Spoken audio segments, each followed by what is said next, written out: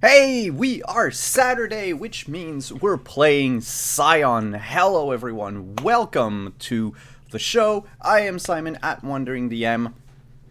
I'm just playing the Fates. I'm unimportant. The most important people in this stream are the cast. And without further ado, let's go and introduce them and delve back into where we left off, actually, with a split party. Wow, split three ways, actually. Now that I think of it. So, first and foremost, we have Lynn. Hi. Hey, I'm Lynn, and I'm playing Dee Higa, daughter of Inari. We're both she/her, and Nip. She's currently hopefully starting training with with the Kenku, and hopefully will not fail tests that this being has in store for her. I believe in her. Up next, we have Renee. Hi, y'all. I'm Renee Rhodes, she, her. I play Morning, who is also she, her, the daughter of the Morrigan. I was out last week, so I'm catching up on a couple of things, and I'm assuming that I am one of the ways in which the party is split. Let's just say that you are in one hemisphere and the party is in the other. Oh, wow. So really split then. Like, wow. But then D is in a separate reality. Oh, okay. Yeah. And our Real next split. Yeah, and our next two players are playing tourists in Japan. We'll start with the first one, Anino. Hi. How's it going, everyone? My name's Anino. I use he, him pronouns, and in this campaign, I play Eddie Kahele, the humble scion of Sun Wukong, the Monkey King. And last but not least, we have Hannah. Hi, I'm Hannah, she, her, and in this campaign, I am playing Kieran Kearney, son of Loki, he, him. Also quite humble. Wow. This is off to a good start, then. So yeah, as we briefly touched upon a few seconds ago, the party, following their victory over Ulfr Stevenson, the apparent son of Fenrir. The Fenrir? Yeah, it's Fenrir. Late son of Fenrir. Yeah, late son of Fenrir. The party decided to, finish tying up a few loose ends regarding Ulfr's wealth and belongings. And in doing so, they met with one sleazy lawyer by the name of James Bacon, who informed them of everything that was done by him to try to trick Ulfr into giving him his entire fortune. The party hired Bacon to work for them in the future and to legitimize Queensguard, the security company they decided to found, I should say, to basically have some sort of public-facing aspect of the mythical adventures that they're doing. After the party went back to the magical cottage, one Sojobo, Master Sojobo, called out to Deep, and it was time for her to go back to Sojobo's cabin, up on Mount. Oh no! I didn't write the name because I thought I'd remember it, but it is not Mount Fujiyama. It's Mount Kurama. And she, along with Kieran and Eddie, teleported to Japan onto Mount Kurama to go and speak with Sojobo Sensei. However, crows blocked the path and made sure that only Dee would be able to climb up to the Terra Incognita that is inhabited by the oldest of all Tengus, leaving Eddie and Kieran to just wander the mountain its shrine and its temple while they waited for tea. Back at the house, one morning was spending time with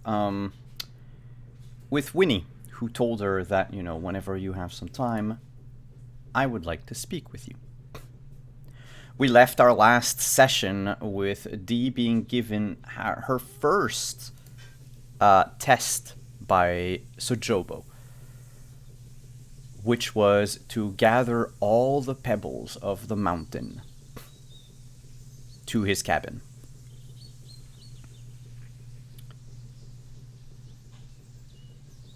And we're gonna pick back up with a choice among the players. Since the party is split 3 ways, who would like... Which part of the party would like to go first? You're pointing at me. Yeah, who are you? Okay. Is that me? That would be morning on the overlay. Yeah, okay, I can tell. Thanks. I'll do it. I'll go first. Well, if you want to, of course. I've been volunteered by our most humble of Scions. Mm-hmm. So we're back at the cabin.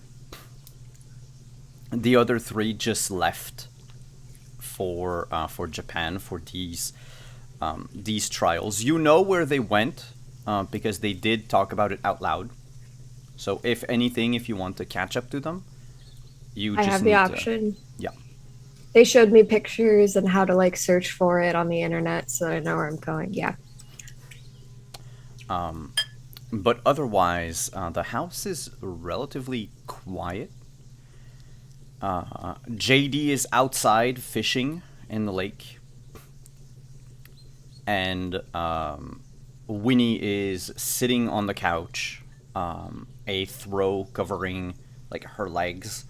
She has like 3 mugs of coffee with various amount of liquid in each, and various temperature for each, as she just, surfs the channels on the TV and is just, mindlessly pressing the button on the remote, trying to find something that would catch her attention or something. Morning goes and like plops down next to her on the couch. Hey. Oh, you're back. Yes. Well, I have some time. I can catch up with the others whenever, so I figured I'd check in. I figured I'd check in. I mean, if you want to go with them, if it's important, I mean, I can wait. Well, it is important for Dee. But I'm not Dee. And I will emotionally support her from here and then catch up with her in person soon. Oh. Okay. I was trying to find something to watch. I don't know what's good. Right now, nothing. Hmm. Pretty much. I've mostly just been watching. Dee showed me there's a place on the web where there are just a bunch of the cute cat videos. It's called the TikTok. Have you heard of it? I have not heard of it. You can just scroll through it and it will show you cat videos. It like knows you like them. Huh. Yeah, I could lose hours on it. I'll give it a try then. And you can feel like there's a layer of not tension, but awkwardness on her part that normally isn't necessarily there. Like she she would want to talk, but at the same time doesn't, or is afraid of. You've never seen a deity being afraid. You've seen probably many people in the garden being afraid of what was happening to them. Yeah. And it's reminiscent of what you saw in the garden. It's just, you figure a non-mythical being would probably just brush it off as she's bored. But there's just these subtle ticks, and she'll have like the TV display TikTok and just have it scroll through videos, but none of them really elicit any reaction from her. She's just blasé, basically. At some point, Morning takes the remote and presses the off button. And crosses her legs and turns to face her and is just like, "What's wrong?"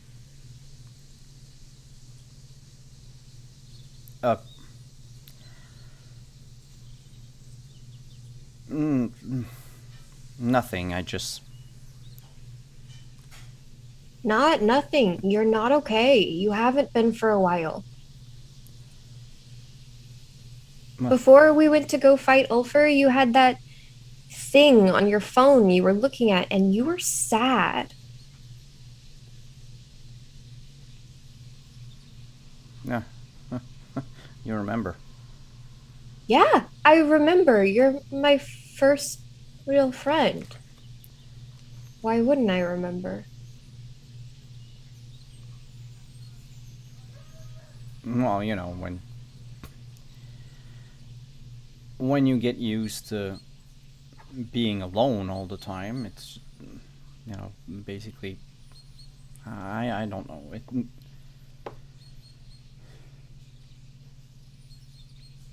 Things haven't been right for a while. And I don't know what's happening, and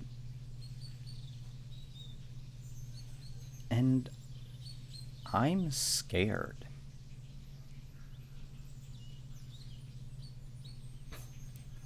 What do you mean things haven't been right? Well, sorry.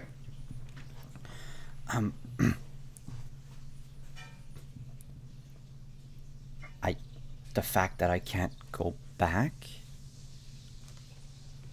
I can't find my children anywhere.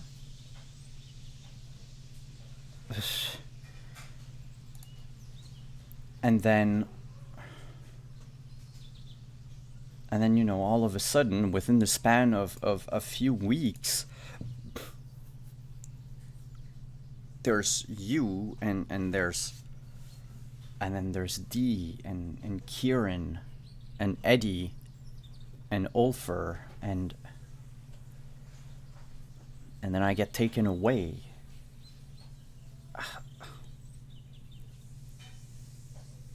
By a child. I mean, not that. No, I get it. I get it. I never thought I could be in danger. I barely remember feeling scared. And I mean, I died a lot of times. Pretty much once every generation. And I've always known what was coming. I knew I could face it. Sometimes I even managed to have fun. Because I knew I'd always come back.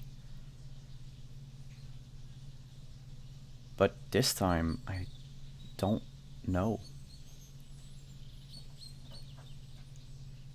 And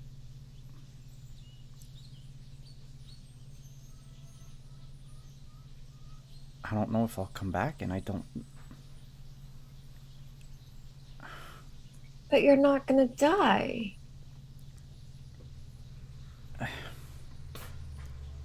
It's.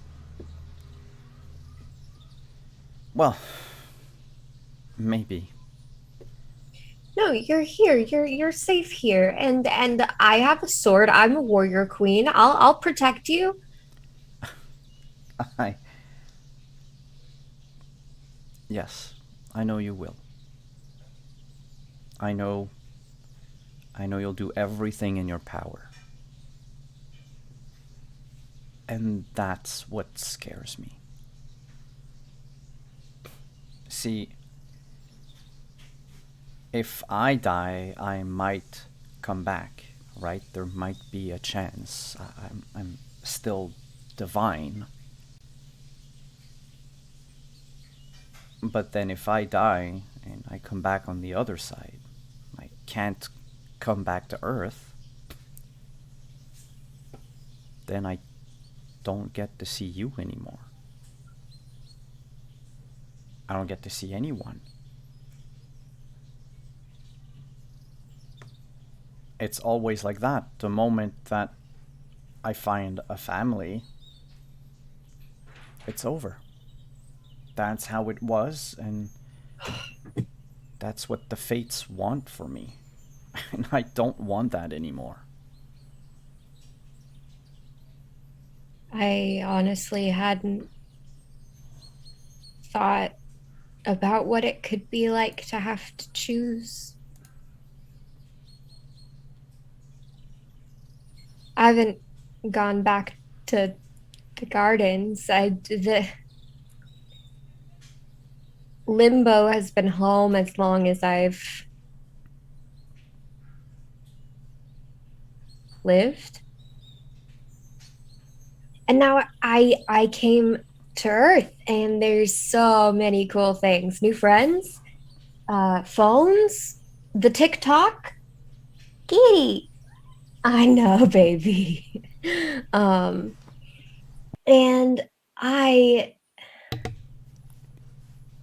I've been enjoying it so much. I hadn't thought about going back or what going back would mean. I'm sorry. I'm depressing. No, not depressing. Thought provoking. That's a lot to deal with, Winnie.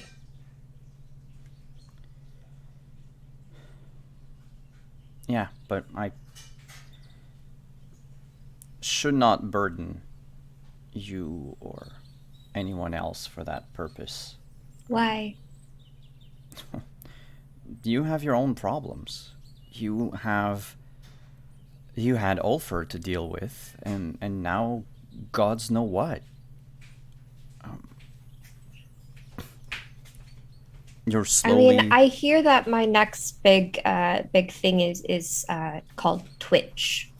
I don't know how frightening it will be in comparison to Ulfer, but it takes over your whole life. Twitch? Oh yeah. Oh.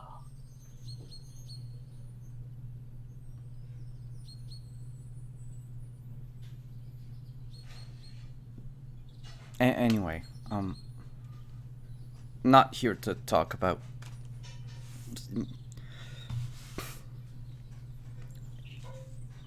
I'm gonna go grab another coffee. Okay, I'm going to follow you. And morning does. Yeah, so she goes to the kitchen, pours herself another cup, asks you if you want any. Surprisingly, Morning waves her hand. No, you know, I I don't know that I'm the best person to talk to about this. I've talked to a lot of people who have died, who need to process things before moving on, but it's different to process with someone who's living and can still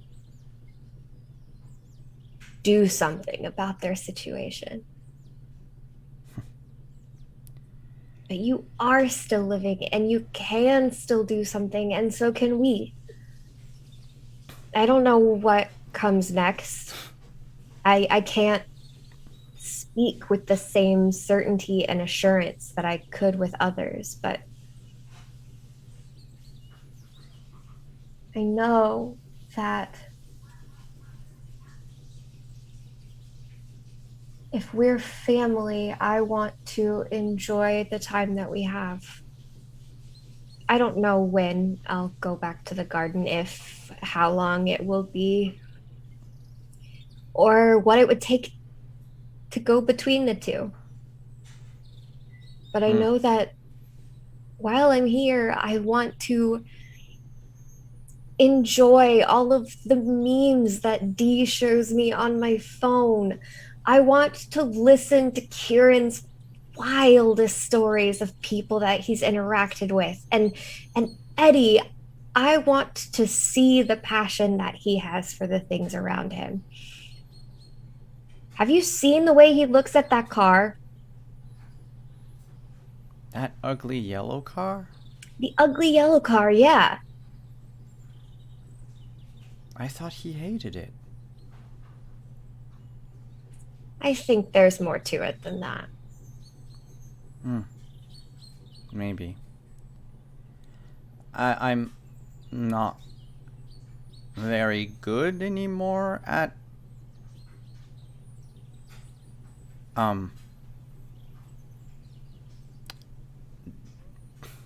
figuring out mortals. I don't know if I am either. No, out of everyone here, save perhaps Choppa, you're probably the person that understands me the most.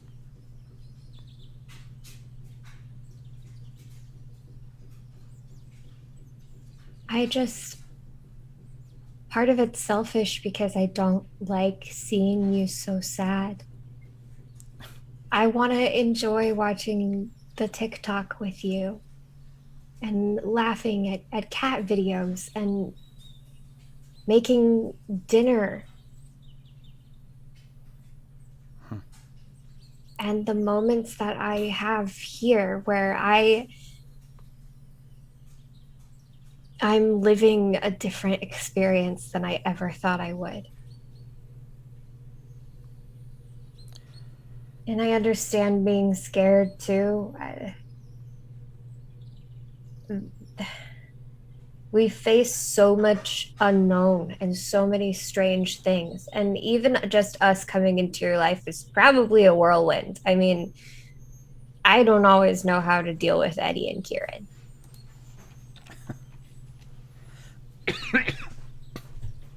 But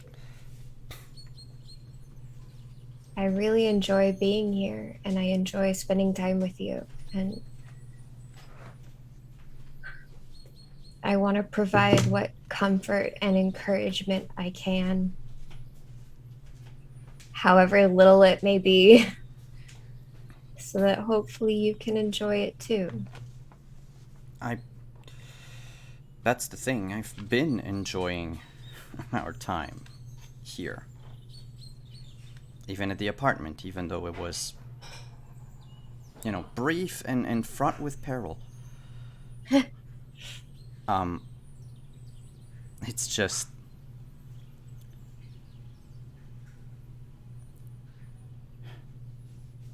You know, when you've lived as long as I did,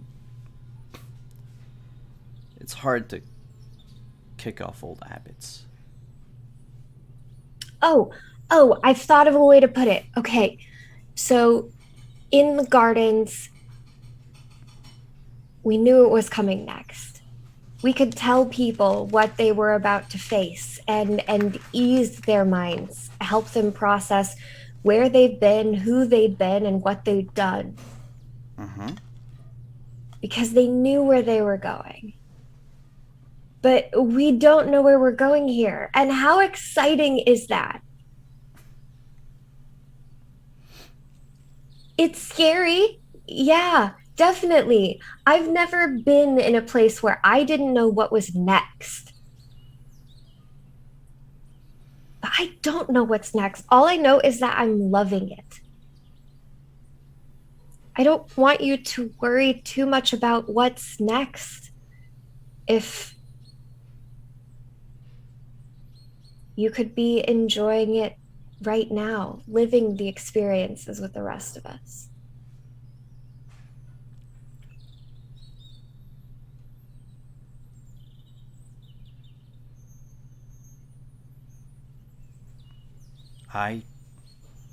Yeah, you make a lot of sense. I I think I've been looking at what the fates were doing and where the threads are going.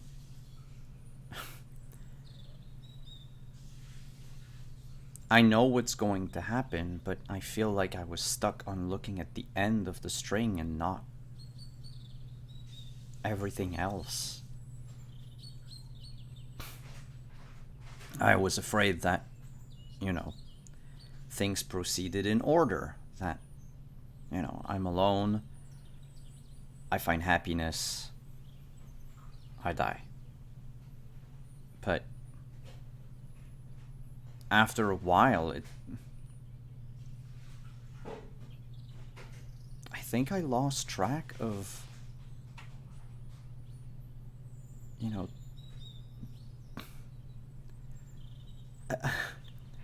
living like a mortal, like who I was ages ago. That, you know, living in the moment. I don't think I've done that ever. I don't think I would know how to do that just yet.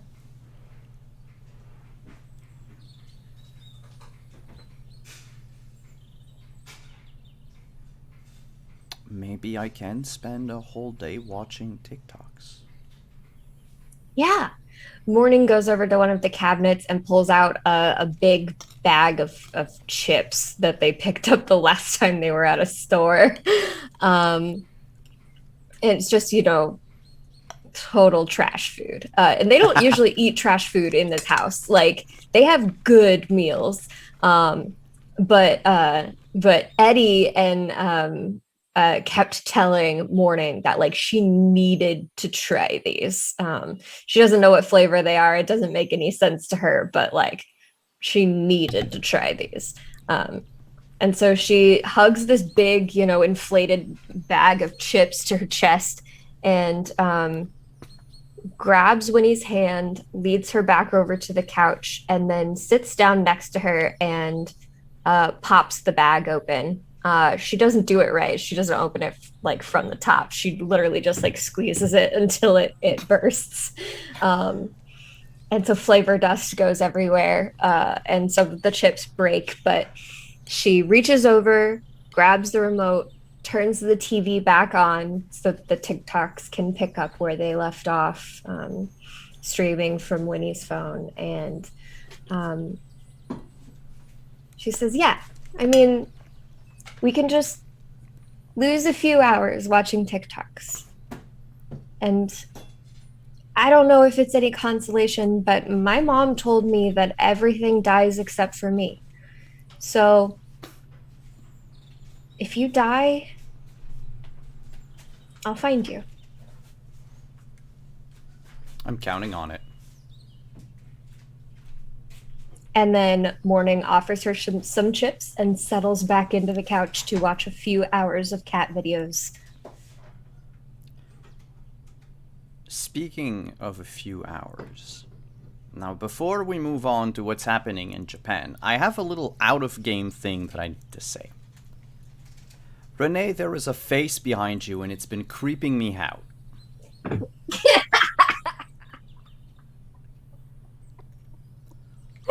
It's the Google Chrome. It's like gone. It's gone to sleep, so it's showing all of the Google pictures. And this is an untitled graffiti piece. Okay. That's just a face. Because I've been trying to stay like in character the whole time, but I was like, is this like Speedy doing something or like what's going on? It's the pictures just changed, so now it's art from the Gallery of New South Wales. Okay. Whoops. Yeah, it's. I'll turn it off in a second because it is distracting. No worries. Now that I know what it is, like I won't pay attention to it. It's just like. Yeah, no. Usually it's like scenic views of mountainsides and snowy waters and stuff, and sometimes it is art, and art in the background of a stream can be terrifying. Just turned around and said, "What face? I don't see any face." I was like, "Oh my god, there's a ghost," and then I was like, "Oh wait, it's the face on Google Chrome." Yeah, I might have listened to a little too many horror podcasts lately. Mm-hmm. Yeah, that'll do it. So back in Japan, we have two groups: foot of the mountain, top of the mountain. Who wants to go? Wait a second.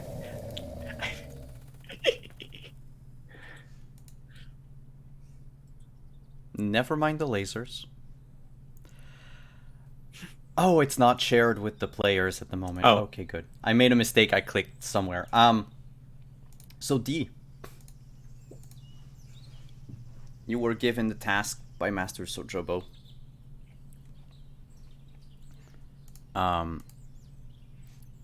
And he did not give you any, length of time to do it. Mm-hmm.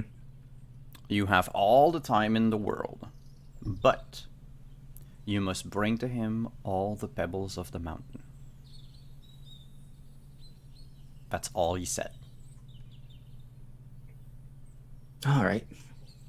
I'm just gonna go for a bit of a walk. Uh-huh. Think about it. Probably like hour or two she comes back. Okay, all right. Test time. Mm-hmm. I think I've had a little time to think about it, and well, this could go either badly or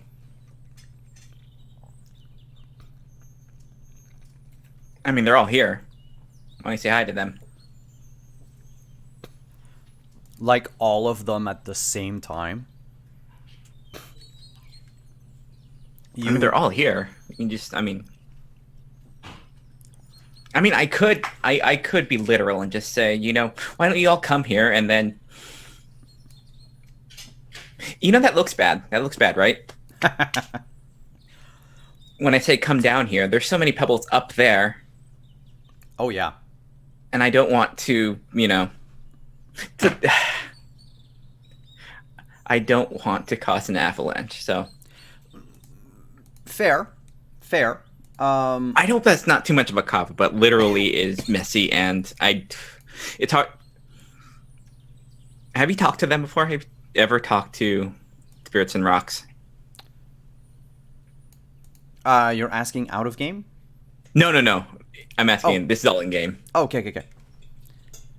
Talk to who? The pebbles, the rocks.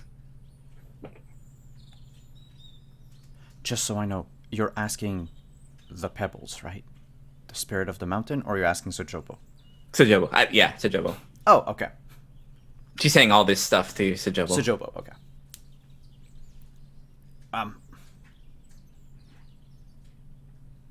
I may or may not. What's it to you?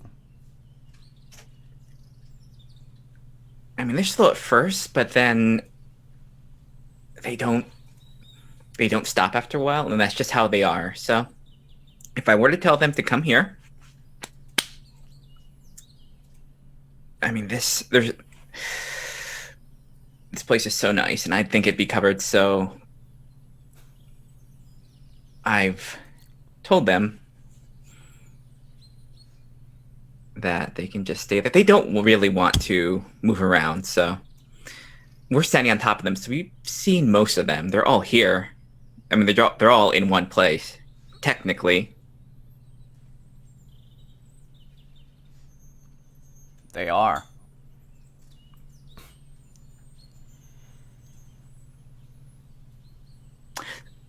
You So are the that's it then? fastest.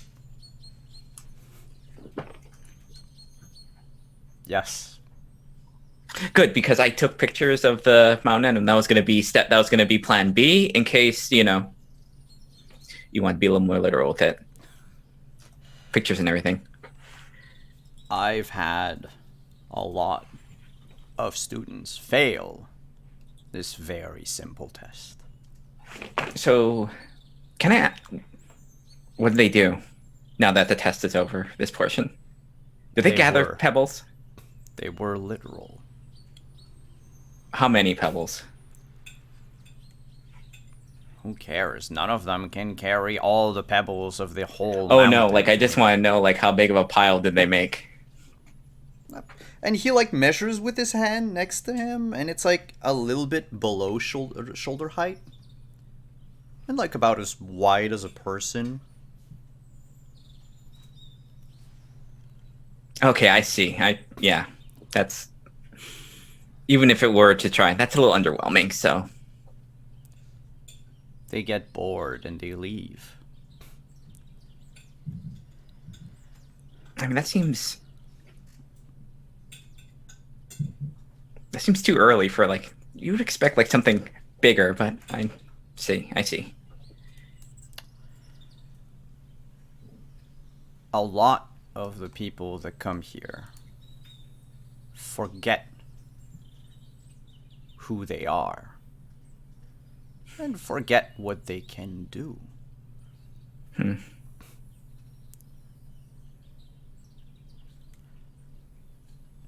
Let's take a walk. Oh, good. And Never been here before, and it'd be nice to take a hike. you'll basically be moving upward along the mountain. Cool. Near the summit. The path is very narrow at times and very steep. He doesn't seem to show any issues at walking around. He has a walking stick and he looks you don't know how old Sojobo Sensei is, but his appearance is that of an elderly man, right? Yeah. And he walks with the same type of gait that an elderly person would walk with. Except that whenever, you would expect him to slip or something, there's this unnatural wind that just bears him aloft just for a second. So that everything to him looks easy. That tracks with what she knows. What she knows he is, so.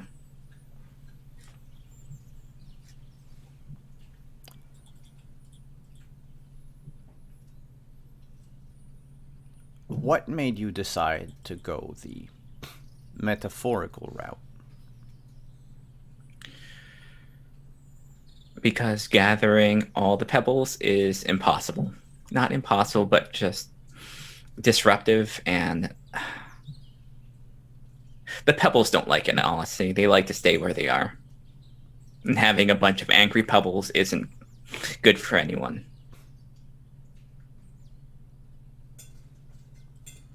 Plus, it's more fun, and it's honestly less work.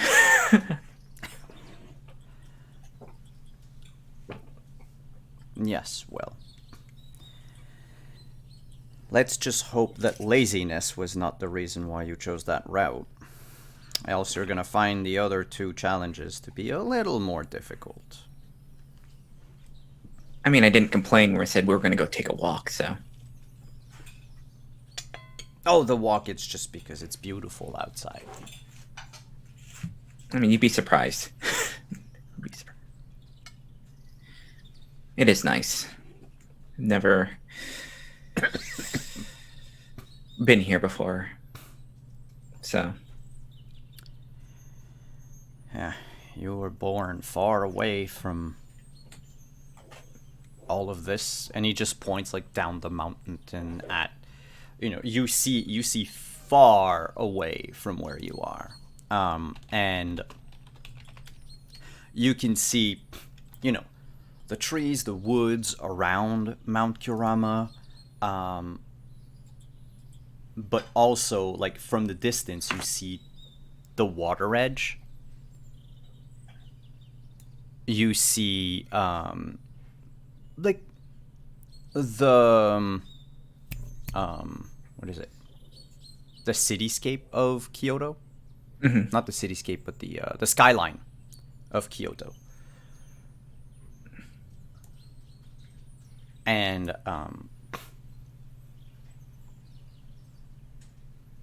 he says this entire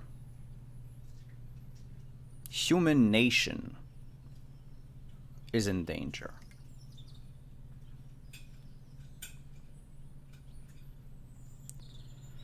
From what?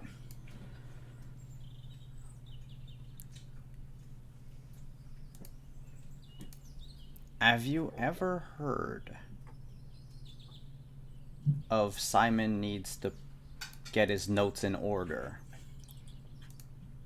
Have you ever heard about the Titan? It's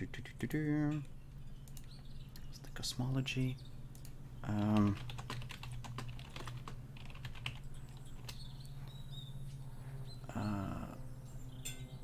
Namazu.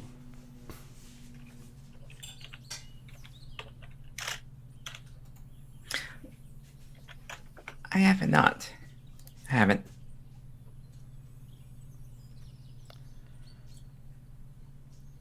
With the absence of divine intervention, Takemi Kazuchi cannot maintain the spell that keeps the giant catfish asleep under Japan.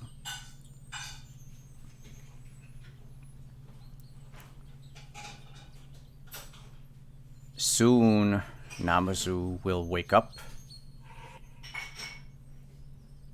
and with it, swallow the entire islands. There will also be damages to the coastline of China and Korea, but the death toll is going to be unimaginable.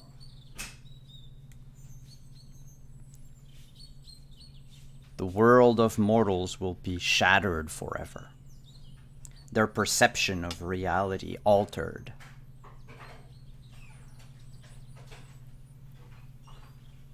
How do you think they would react to the sudden disappearance of an entire country and the sudden appearance of a miles-wide giant catfish?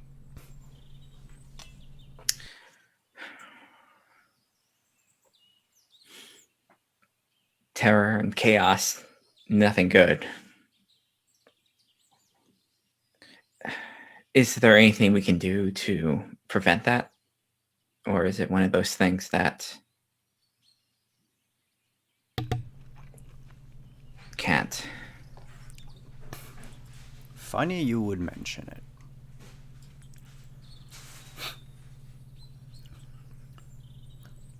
What do you know about the beings called the Titans?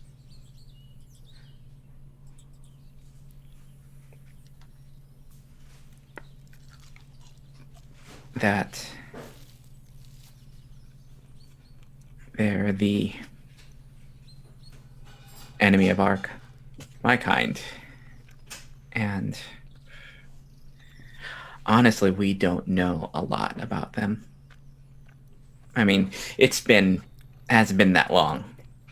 I mean, until we all thought that we're regular people, so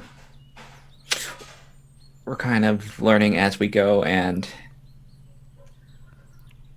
I'll be honest, there hasn't been a lot of people that have told us what's going on until it's almost too late, so.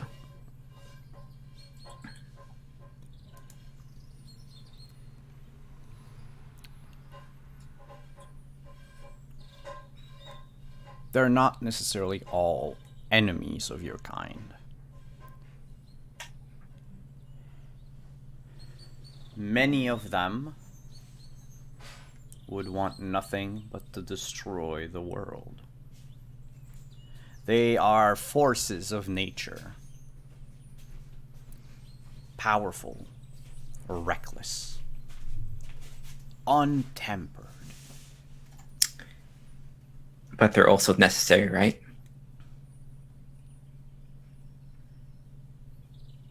No. Maybe. See, a Titan is what you could become, should you not be tempered by a sense of humanity.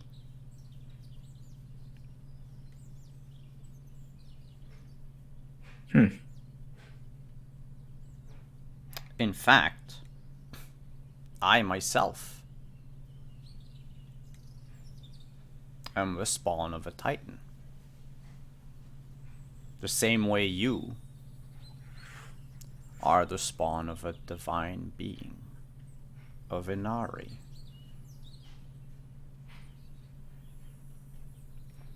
Does that make us enemies?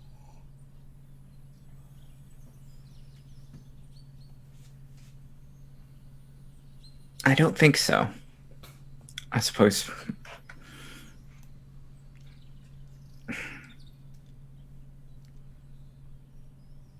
point of view and opinion come into these things a lot. And depending on who's telling it, it depends. But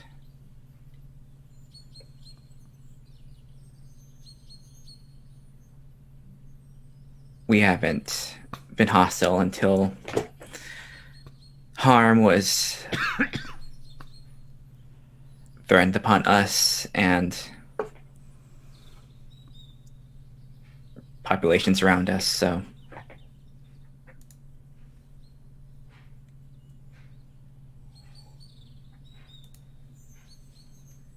So what would you make of this giant fish?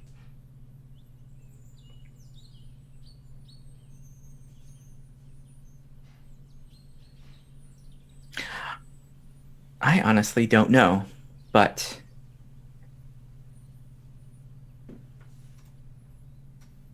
maybe making it continue to sleep is for the best.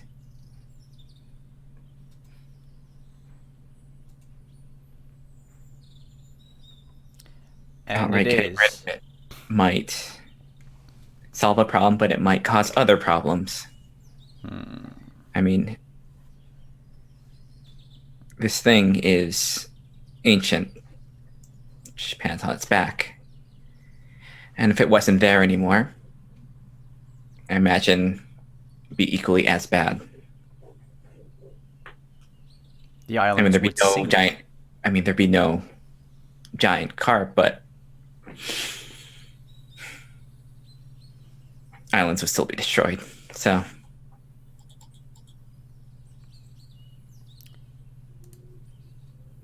and I'm really not the type of person that really wants to just go around killing things. So, Killing should always be a last resort, never the first. I mean, I don't think I could do it if I tried for it. But Yes, healing and understanding come first. It's what I was taught.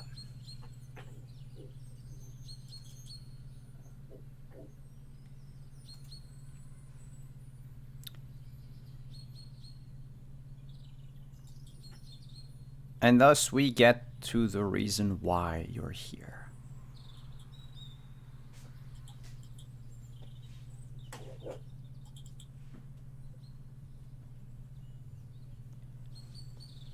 You speak to spirits. You've done so for a long while.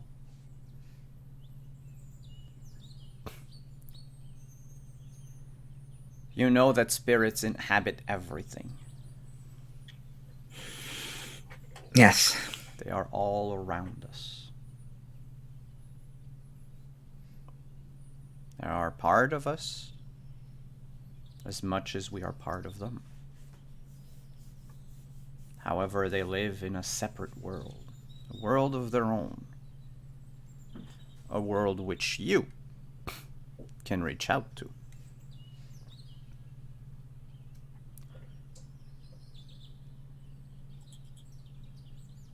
But what if I was to tell you that there's something even beyond that?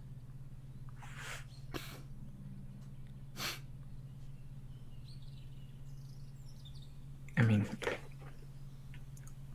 I wouldn't be surprised. It's been a lot of beyond stuff happening and told to us, so still here.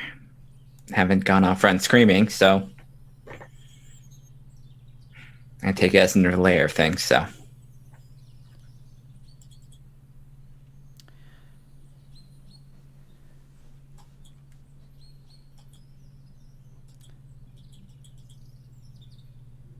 That thing, that beyond thing. It is something that humans call magic. They have no real word for it.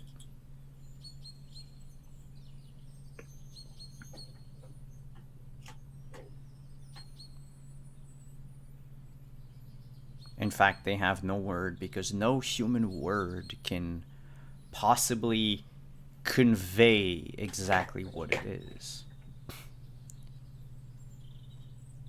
If asking a favor out of a kami is akin to a Western miracle, magic, delving into the pool of power that all kamis share and molding it the way you would with clay. That is something. And that is what you're going to need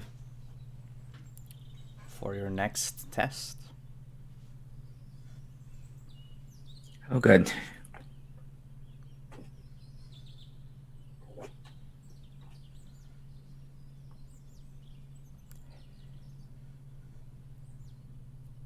As he reaches, you and him reach the top of the mountain, you notice that you now stand on like the coastline of Japan towards the Pacific Ocean, which is nowhere near where Mount Kurama is. In fact, you get the feeling that you're probably further north. I mean, the temperature has changed, sure. But you're also like high altitude. Yeah. And in front of you is this sort of elongated dome of stone.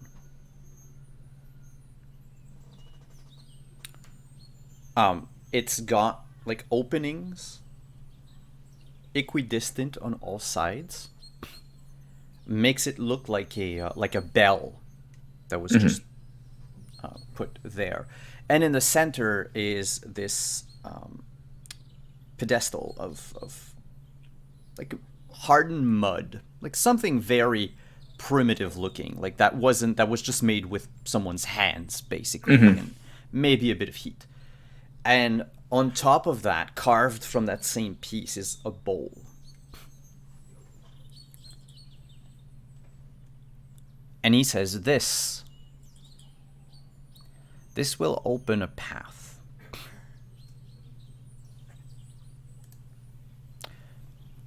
to the shrine. Well, sorry, not the shrine. The lair of Namasu. Oh.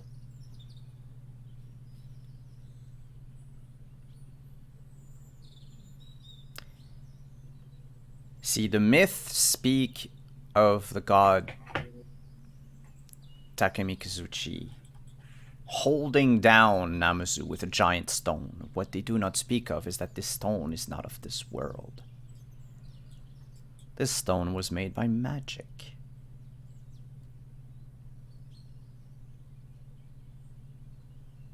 And your second test is to figure out how to tap into this.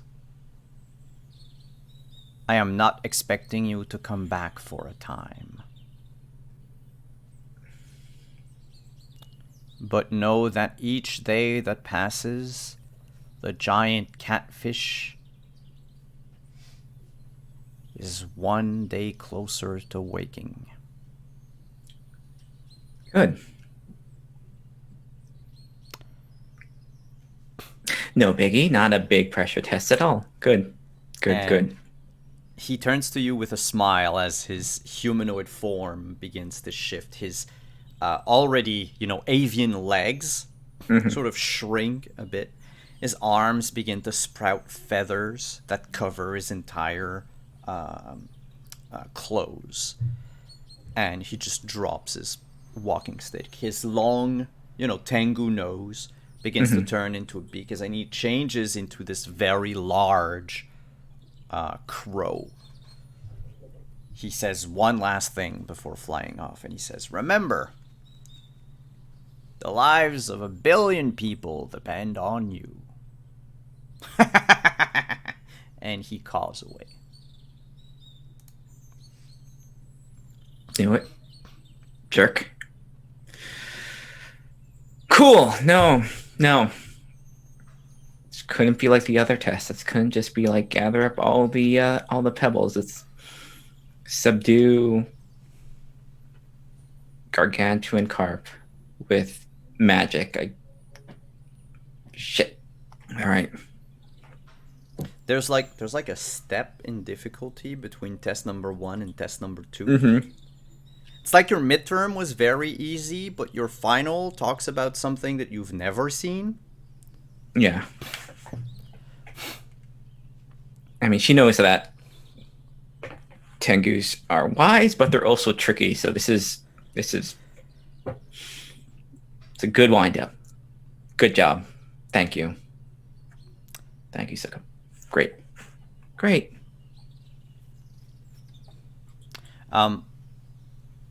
When he flies out, you realize you are not standing on Mount Kurama. You're still standing on that mountain far north of Kyoto.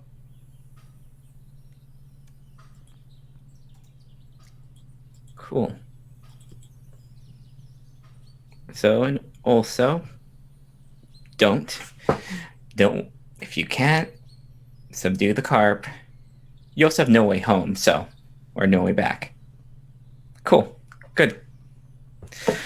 Oh, you would have ways back. I'm sorry. Any Yeah. of the arches in the bell could count as a doorway for you to teleport back to the cottage. Yeah.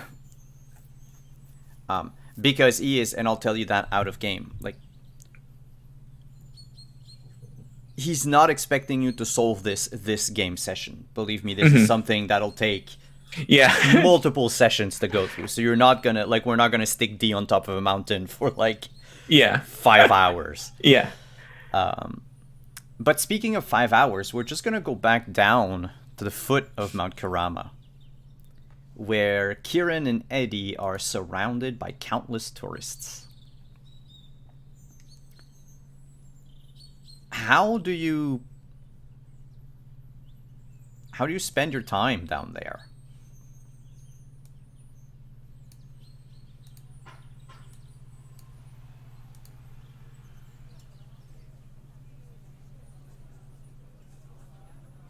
It probably just mostly people watching and chatting quietly.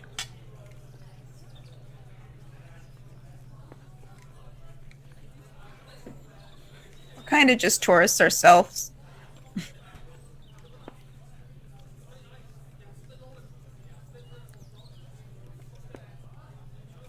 There's a few people that, are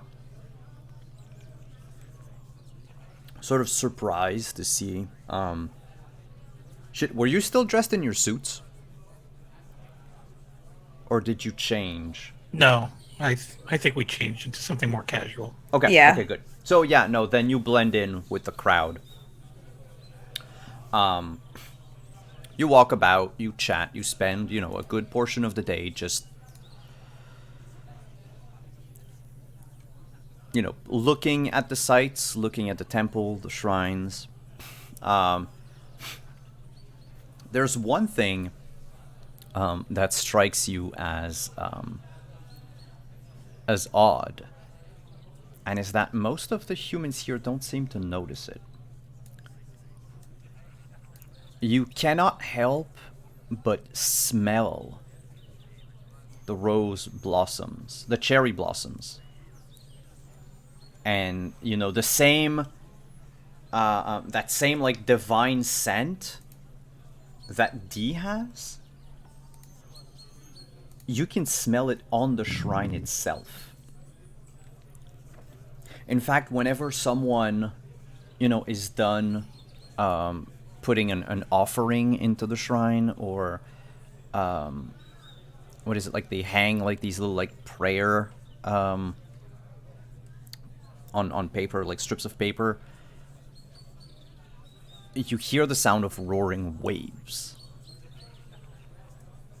It's distant, it's faint. You could almost believe that it is, just coming from the ocean.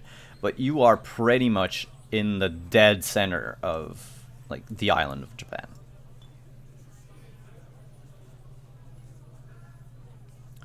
This shrine, whatever is in charge of it, and probably that, Dee could speak to it or something. But yeah, there's definitely a sort of a legendary quality to it, is what I should say.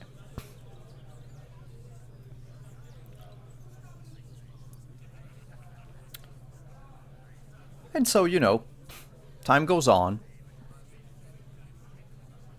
You probably, like, hike a bit.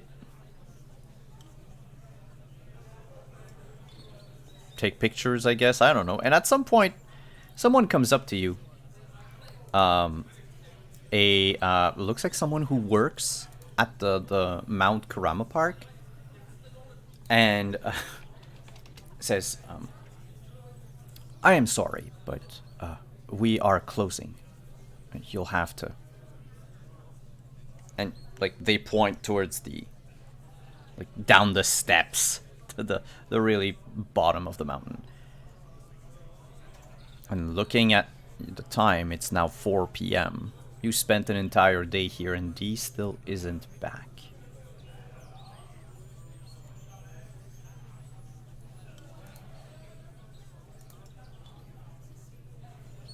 If she comes back and doesn't see us, you think she'll know to, get back?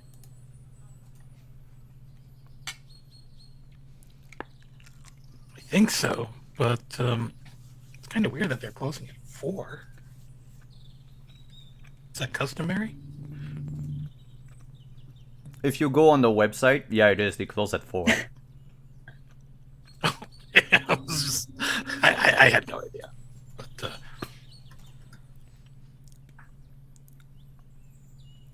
I mean, I suppose we can just wait at the far bottom of the look kind of weird if we were just loitering.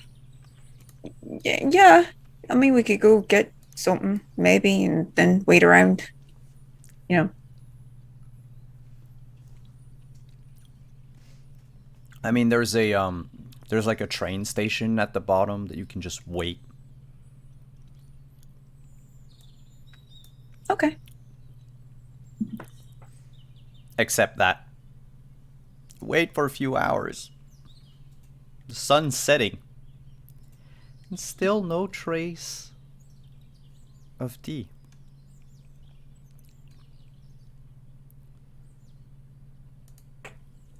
What are the odds of D actually still being around this mountain? I mean,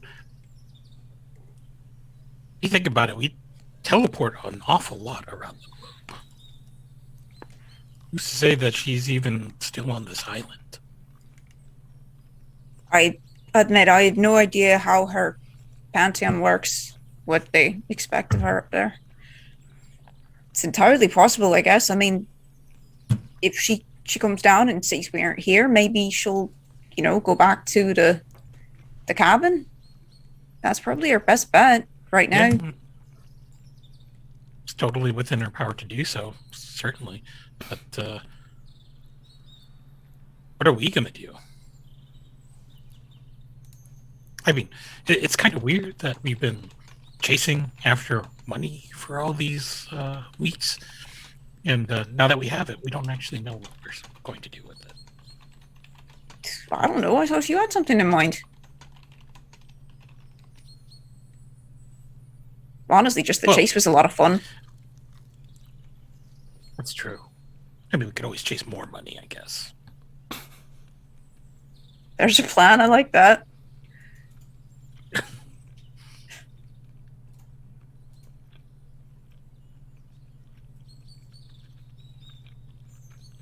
I mean, who's to say that there isn't someone that's just going to come along and want to take our money too? Then obviously, we're either need to replace it or just fight back by taking theirs. It's a whole thing. I mean, are you anticipating somebody coming along and trying to take what we have now? Like, it's not common knowledge that we have it, is it?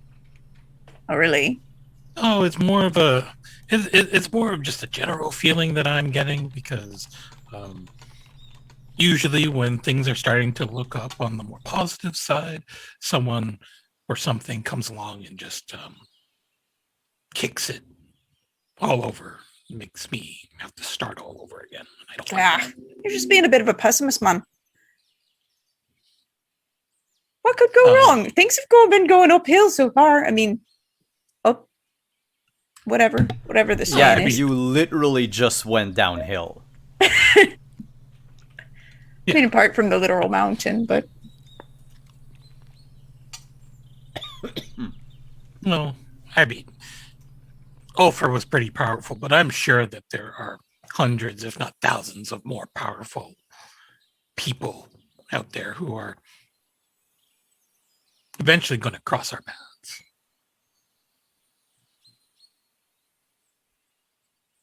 Powerful, like socially powerful, or powerful, like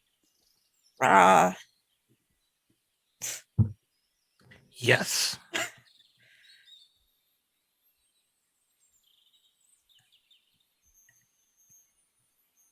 Oh, good. Then, we'll just have to be ready for them when they come eventually. I suppose that's true. But, well, maybe we should just dial D and make sure that they're okay. Right. He's just going to take out his phone and start texting. How are the exams? The answer is C for everything.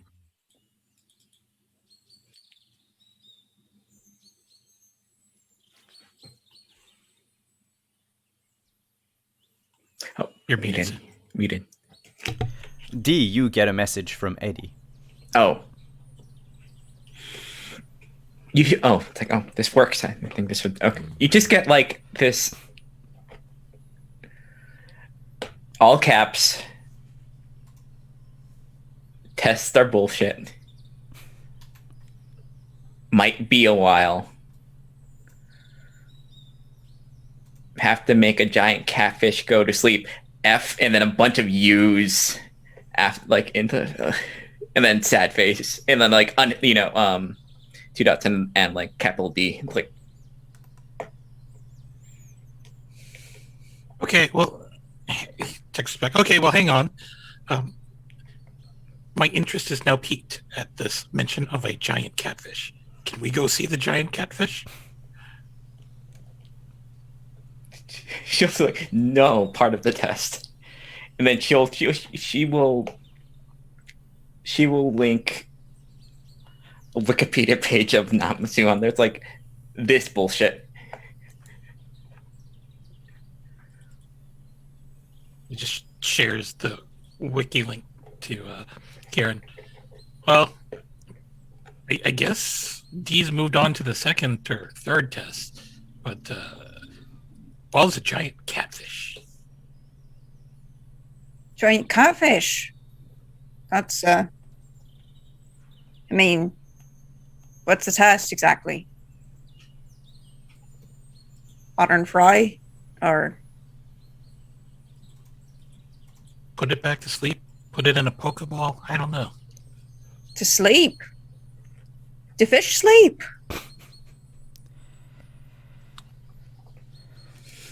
I'm not a nature. I'm not Dave Attenborough over here. So. I don't know. Put a blanket over it like a bird. See if it thinks it's nighttime. I don't know how fish work. Yeah, it's definitely not our wheelhouse here.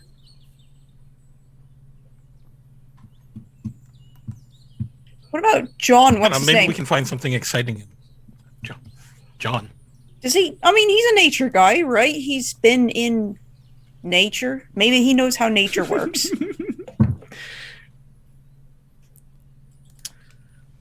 John, you mean the guy who would rather just sit in the pocket dimension fishing all day?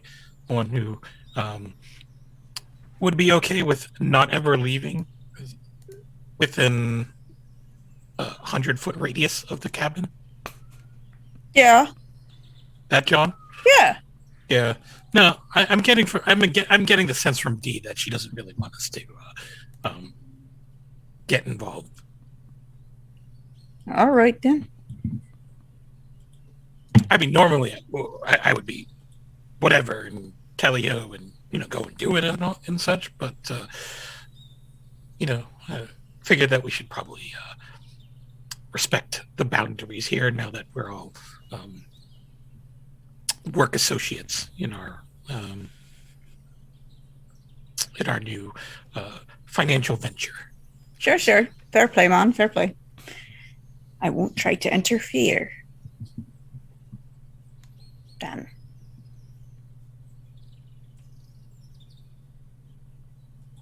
Catfish, though. No, that's a strange one. I was kind of hoping that maybe Godzilla was real. And Oh, you want to fight Godzilla then, do you? well, yeah, might need to work our way up there. Do you know of any pantheon Godzilla's a part of?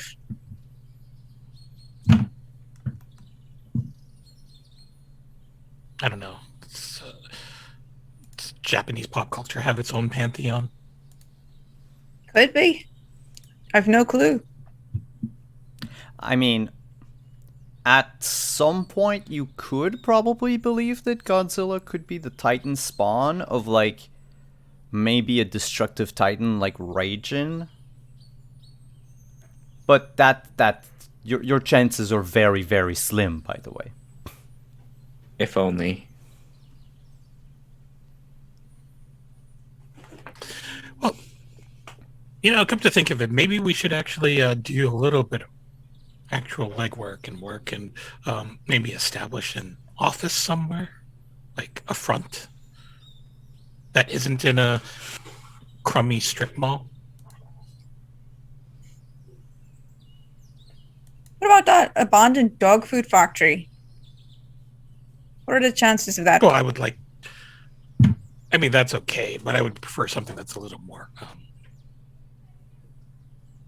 public facing. Sure. Did you have something in mind then? Oh, I mean, we can basically teleport anywhere, so we can open up in any city, really. Oh, so Or not multiple cities. not necessarily just like a home base. Then you're talking someplace like anywhere. Yeah. I mean, we're eventually going to have to see clients in our home office.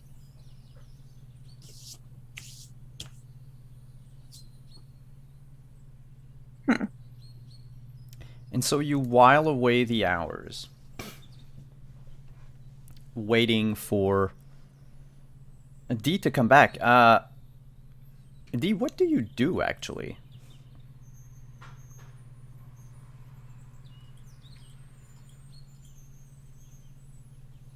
I think she's gonna go up and just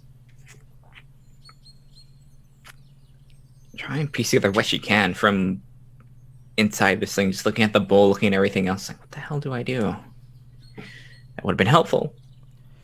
You notice that the bottom of the bowl is hardened a lot more than the sides. In fact, there's like even some residual soot on there.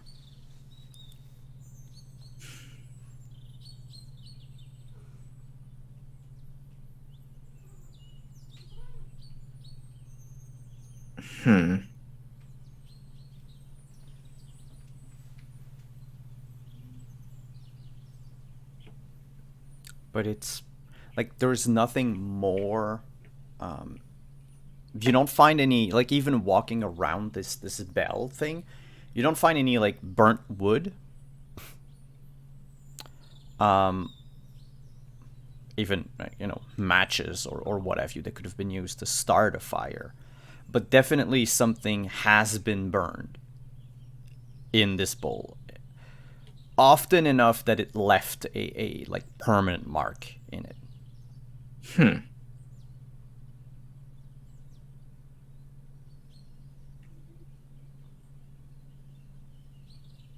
I think she's going to yeah, it's worth a try.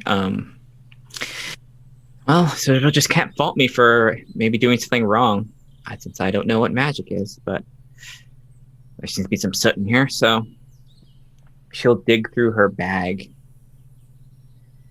And I think she has some like sticks of incense like that she uses for some of the calming to like not kind, but the yokai to calm them down. And she'll burn a little bit of that in the thing. It's like, well, it's worth a shot.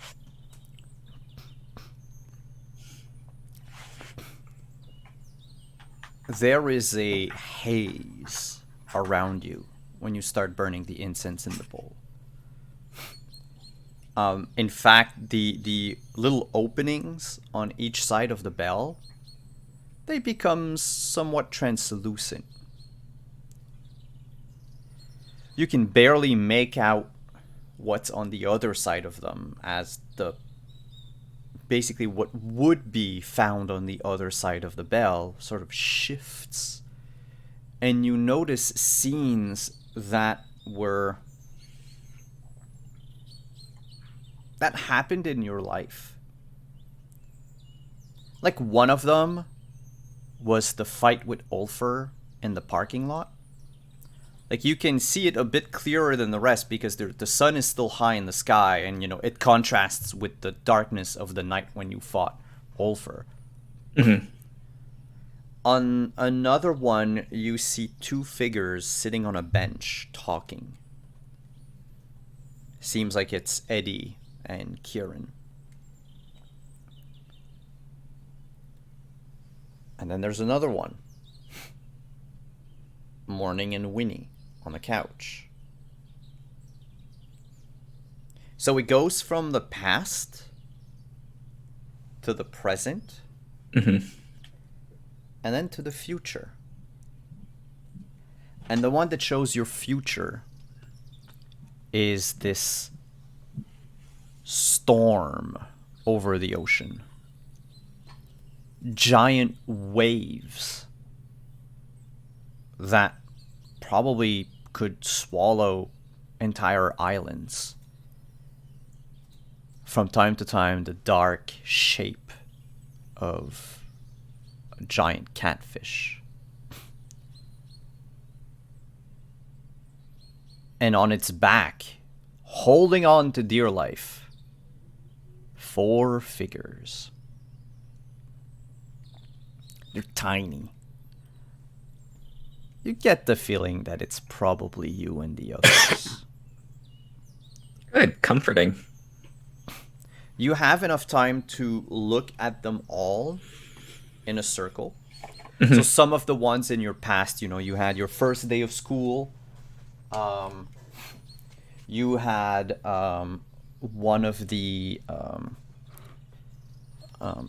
just one of the numerous dinner you had alone with your mom in her apartment when you were growing up. And then it seems, your past seemed to skip by decade. And then the present. And then the only one for the future, you don't know when it's going to happen.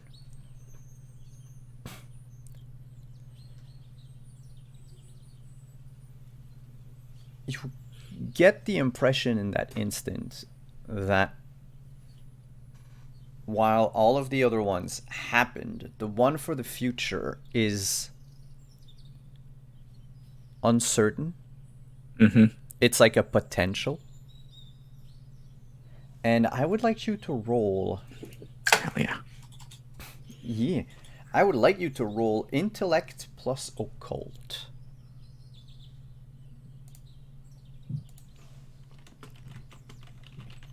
Okay.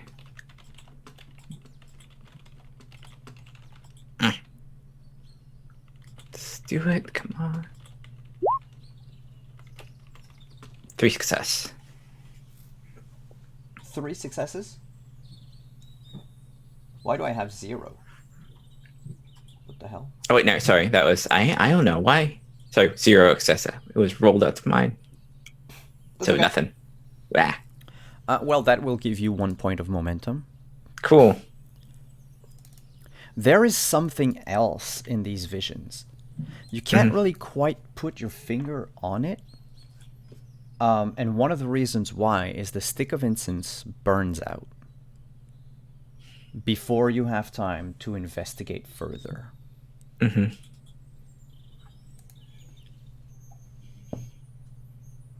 You light up another incense stick, put it in the bowl, but the images do not come back.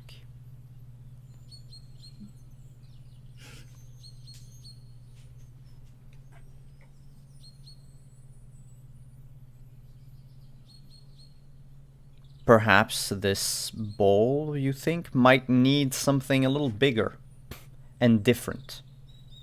So you tried incense once. Incense gave you something. You might need to try something else to give you something else. Okay.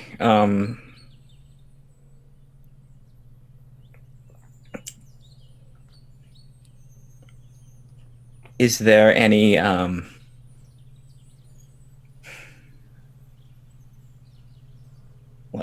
kindling like vegetation around outside? Oh yeah. Like Yeah. dead wood and branches and everything that like have fallen down. Yeah. You can gather like a little stack of.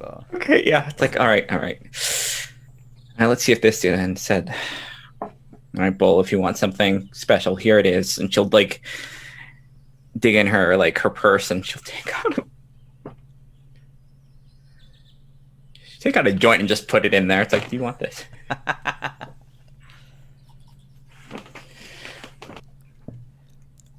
You put it in, you light up everything.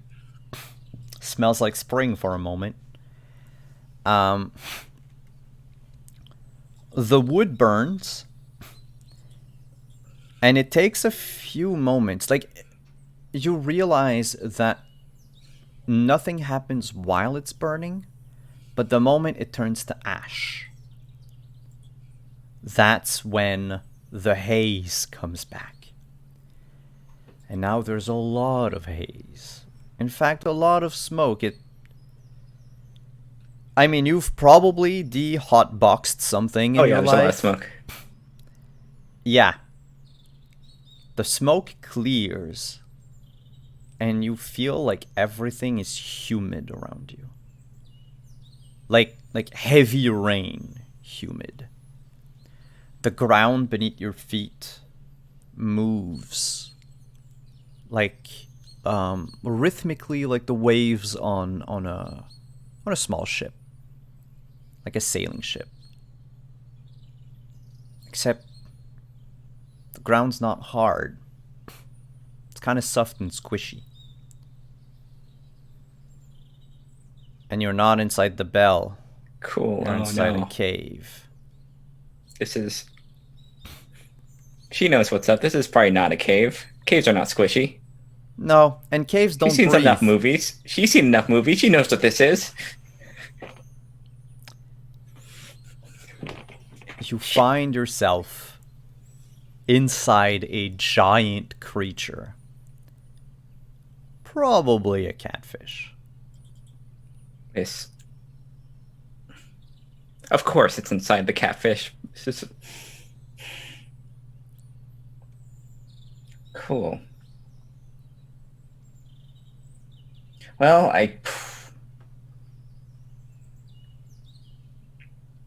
serves me right for using that in the burning thing, but I guess I don't make it not cough or choke or whatever. That's probably bad. Although, that's squishy. Smells. Yeah, yeah, it smells of fish. And just as, well, not just as quickly as you got in, takes a bit of time. The vision comes back to the bell, and you realize that all of the wood and your joint have been burnt, been turned to ashes, and even the ashes are kind of lukewarm.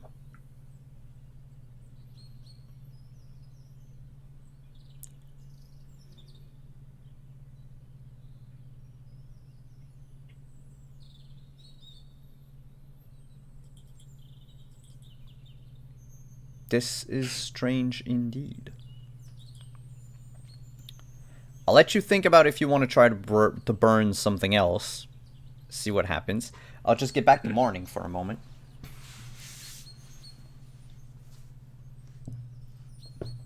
Morning, you and Winnie have finished your bag of chips. And by now, we've scrolled through enough videos on TikTok that you start seeing the same ones pop up over and over again.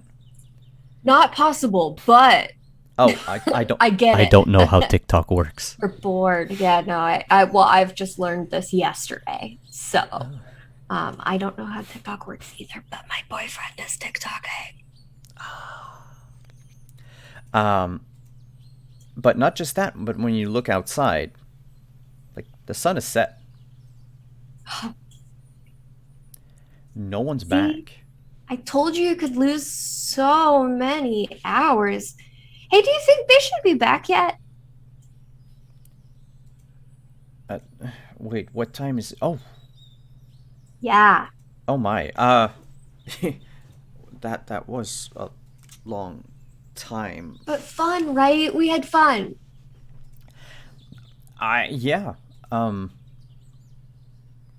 really liked some of the duets that we saw.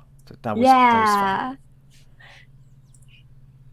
Also, I think I've heard enough of that sailing song for a while. Yeah, that's fair. There are a couple that you just hear over and over. And the thing is, I only know them from TikTok. So I only know 30 seconds of the song. It tends to stick in your head. Should I try to go find them? I could text them. And so she sends a text to Kieran that just says, "Where are you at?" Question mark. Tongue sticky outy face.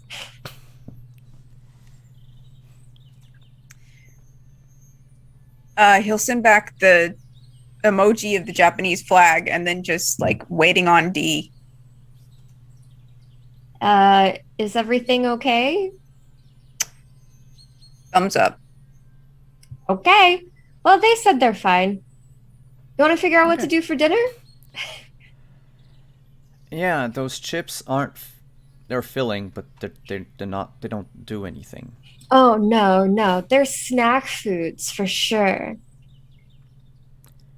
Yeah. What do you What do you feel for? I don't know. Let's see what we have. And maybe afterwards you could pick out a movie because I haven't seen any of them. She is about to reply when the door opens wide, and JD comes in holding like 3 fish by the mouth. Dinner. Yeah, those were for all of us. Yeah, dinner. I can't. Okay, cool. Morning will go into the kitchen and start pulling things out. She's still not sure exactly what cookware is for what, but she'll just start pulling things out and putting them on the counter. Well, Winnie can show you how to gut a fish. Whoa. Because that's something that she knows and has known for literal ages. Morning loves this because knives. And yeah, so you prep everything.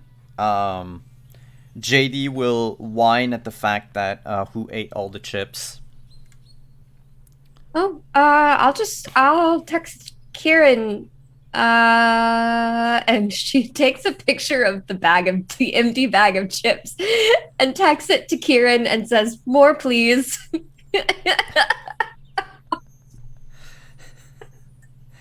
While you're in Japan, stop at a 7-Eleven. 7-Eleven. Yeah. No, Here while they're 7-Eleven out. is the best. I mean, Hell yeah. Well, yeah, apparently 7-Eleven food in Japan is just awesome. 7-Eleven is amazing. I there was one on the corner where I lived in Thailand, and it's the most beautiful, pristine place. Like you would never find here. It's amazing. It's beautiful. And so yeah, you get another text, Kieran, not so long after. Multiple trains have come and gone. Still no sign of D.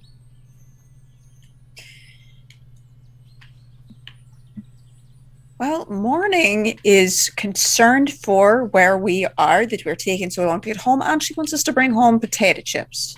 So We can take the train into the city and do some food shopping before we warp back. Sure, yeah. I mean, seems like this is going to take a bit more time than we have to just sit around. Might How as well. long does it take to put a giant catfish to sleep? I mean, come on. I've never tried. I couldn't tell you. Man, I'm just glad our dogs Is it even don't a give a real shit about fish? us to, take us through any of these trials. Oh, I'm so glad my parent doesn't like me enough. Yeah.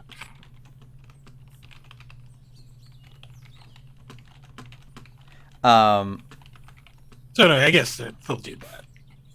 All right.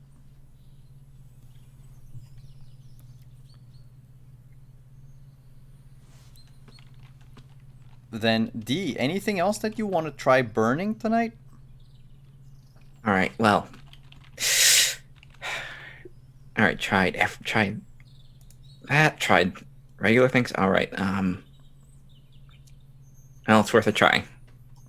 No instructions, but she's going to take out her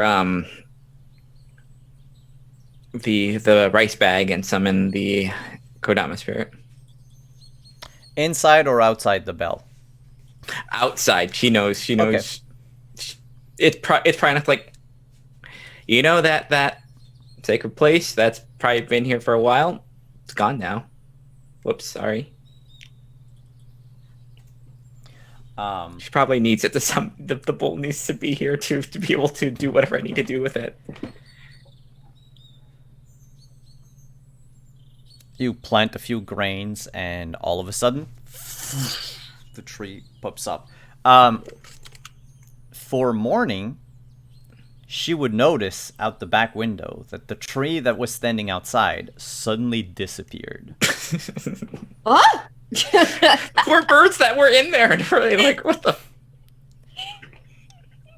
Yeah, they're like, all of a sudden, they're like, whoa, wait. Home.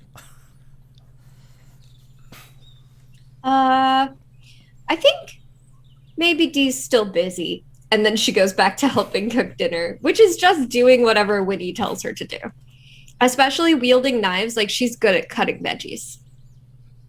Oh, yeah. It's not like me. Good. Yeah, also not like me, but hey, that's what TTRPGs are for, so you can be the things that you So you want. can be good at making food. But yeah, it's gonna be some sort of like fish soup that she's making. Ooh, fish soup. With Nice. a bunch of like veggies and such. But meanwhile, yeah, the tree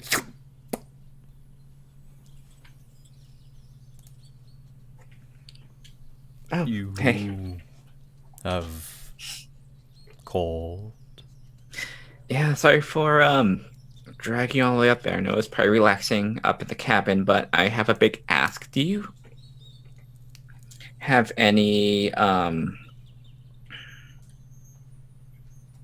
excess branches and leaves that I can use? I would say borrow, but I'm not gonna. I need something to burn in the incense or in that bowl to get to a catfish thing. At least that's what I think I'm doing. You are asking for a lot. I mean, I know, but I wouldn't because they're putting a lot of pressure on me to complete this test, and I will say this: it was a lot more high stakes than I thought it was going to be. So I'll make it up to you. I'll do proper. I'll put you in a good. Make sure the spot that you is perfectly good. I'll make sure that the woodpeckers don't get near you, or any of the other like animals that try to burrow in there. So.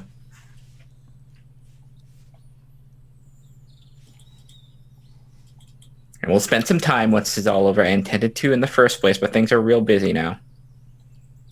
If I am to give you a piece of me, you will give me a piece of you.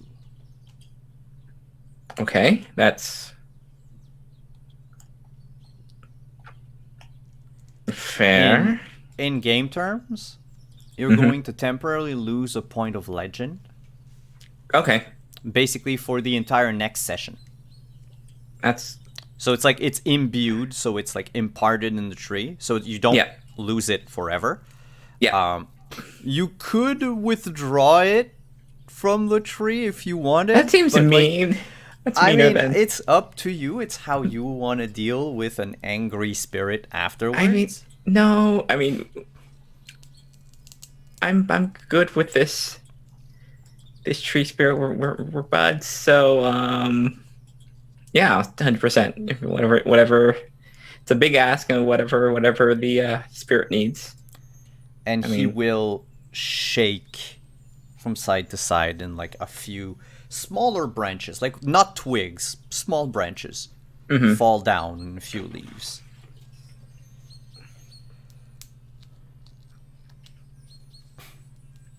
Take All right. Thank you. I mean, I wouldn't ask if it wasn't important, so it's appreciated. And I'll make it up to you. But thank you.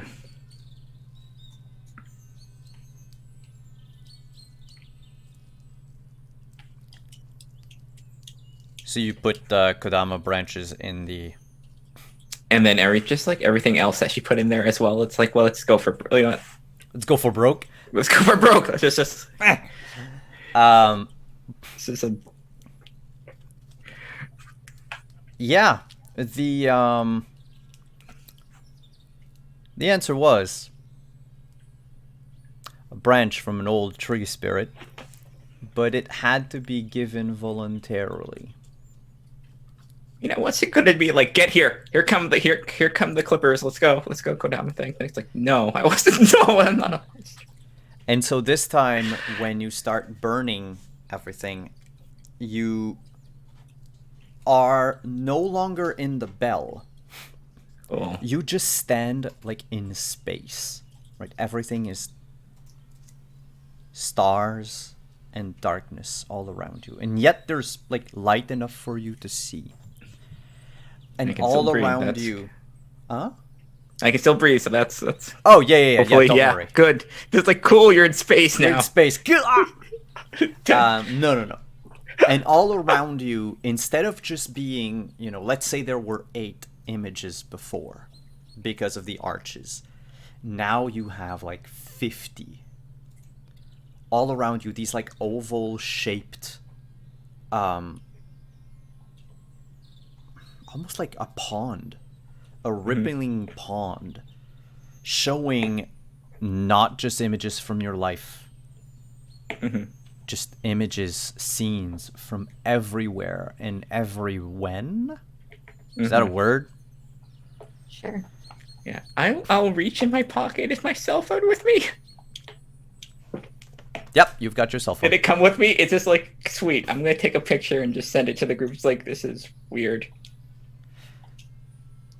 You don't have signal in that. Oh, I'll You just can take a picture. I'll but take a you can't picture. send it right now. Yeah. There are first scenes instinct. from... You notice your life. Sure, you got like a handful of them. I mean, she's only like 19, or Yeah, but it's it's the same like 8-ish images you had before, except no one from your future. In fact, there are none from your future, or even that you think could be the future. Mm-hmm. Some of them are clearly not of this world, and some, for example, one of them is this very tall mountain that breaches the clouds. And you have these like giant monstrous creatures clawing at the foot of that mountain, trying to climb, but always sliding back down.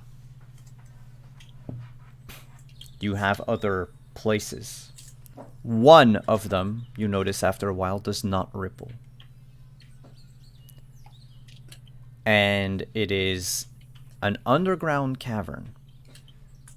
There's a little cave made out of stone. An arch at the top of it. And beyond, the giant sleeping body of a catfish.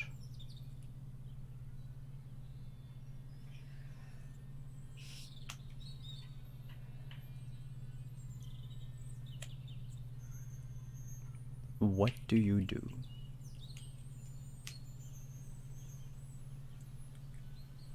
Can I walk towards the image with the catfish?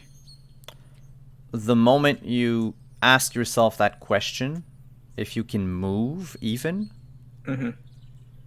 the images move instead. And the catfish image is the one that lands in front of you, within arm's reach of you.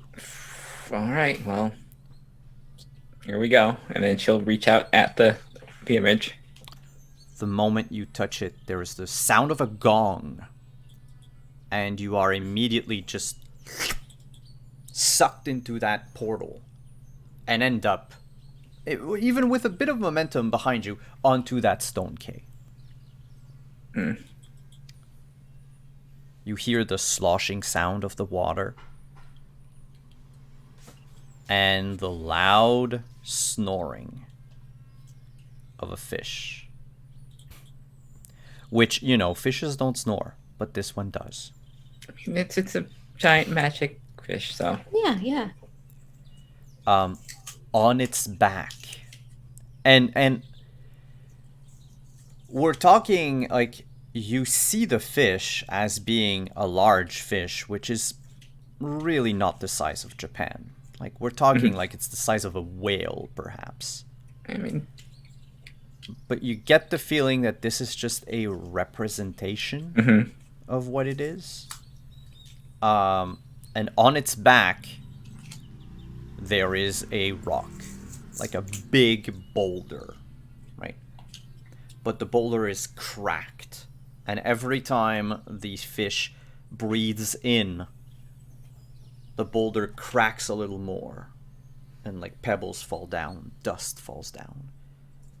And the cracks just deepen inside, making not just cracks, but like grooves even.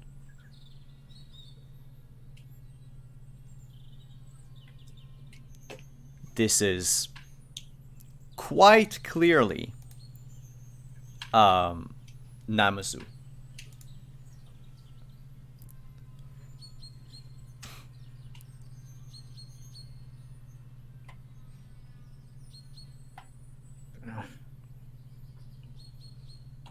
that's at least one step that's done. This is weird. And she's gonna go just walk up to the. She's gonna kind of slowly make her way to the boulder and just take a good look at it. So you start stepping on the fish. Lightly stepping on it as lightly as I can. I don't want to. It's just as squishy and wet as when you were inside, basically. But you approach the boulder, and yeah, you notice it's in some places. If you squint just enough, you can see right through the crack. Well, that's not good.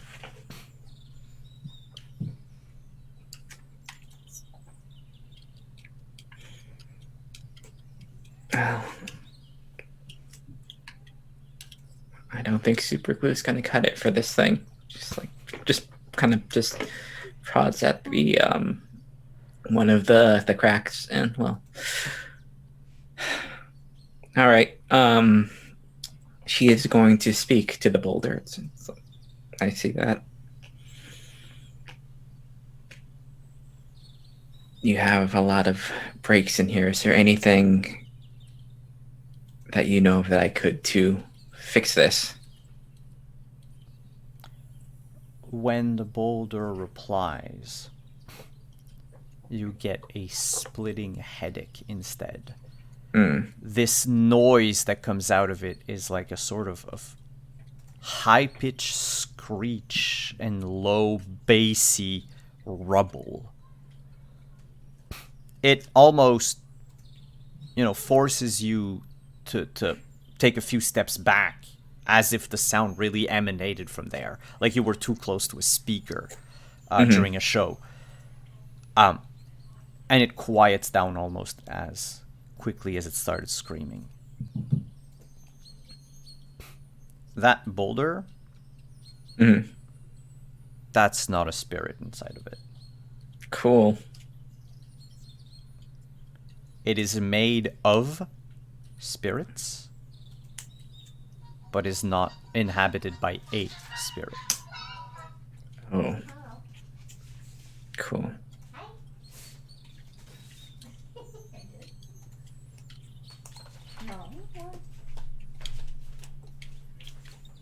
Actually, I realize now that the soundtrack is still on the forest thing. We're no longer in the forest.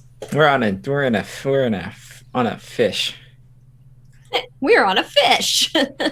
Yeah.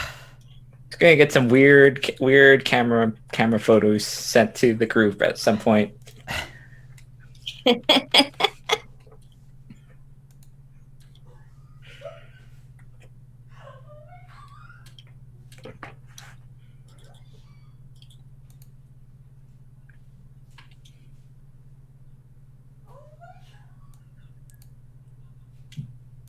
So, what do you do then? I sense your fear, sweet morsel.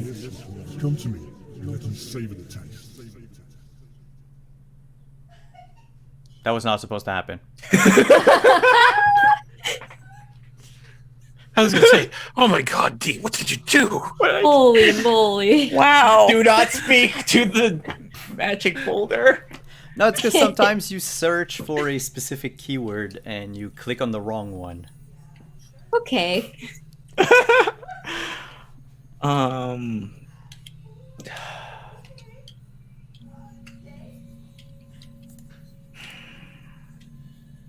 have no way of. This doesn't seem like something in her bag can fix. But she will, after kind of getting that read off of this boulder,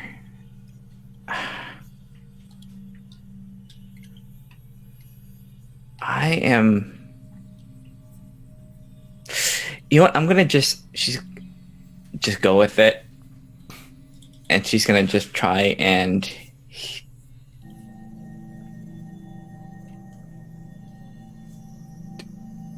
take what's in her and try and heal this boulder.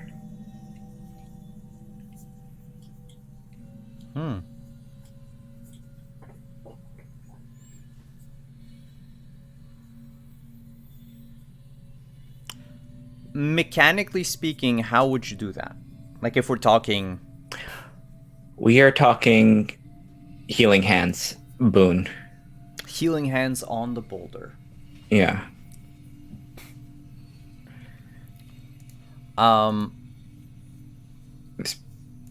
It's There's... in I mean that's what her first like try would be, Yeah. like necessarily mechanically out. I mean it might not do anything, but that's what I think she's no, but I'd say she is could out of you- her element. Could you do resolve and medicine? Resolve and medicine. All right. That makes sense. I am trying to heal this screaming boulder, so it's just... Resolve mess, come on. Please. 2. You focus your divine energy into this boulder, trying to mend the cracks like they were, injuries, like scratches or cuts. And slowly but surely, a layer of moss begins to cover the cracks and basically fill all the missing parts of the boulder. And it stops cracking. If I try talking to it, does it still make the screaming feeling? Yep. Mm-hmm. It's muffled by what you've done. Cool. It's still.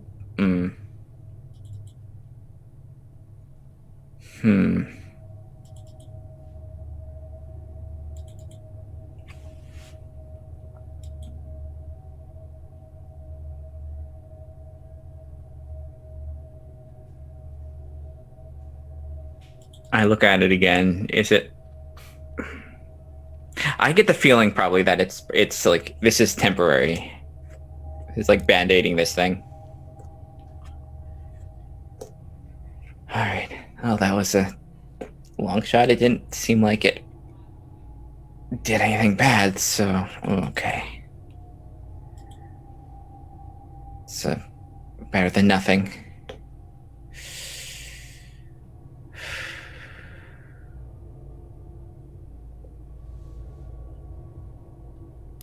And What? you hear a voice in back of you. So Jobo, clapping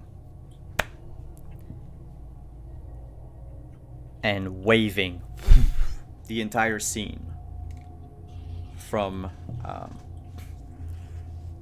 existence. You find yourself back at the cabin, and he says, I thought it would take you years to try anything. Took you about 4 hours. I don't know why I'm looking at my wrists. I'm not wearing a watch.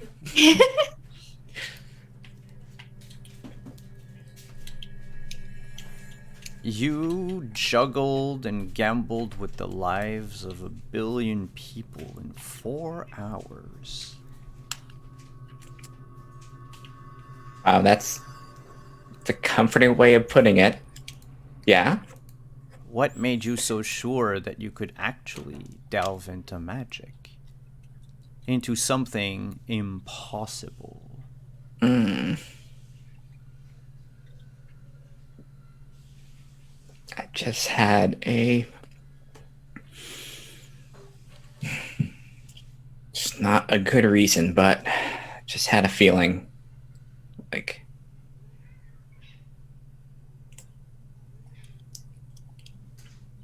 Maybe instinct for it?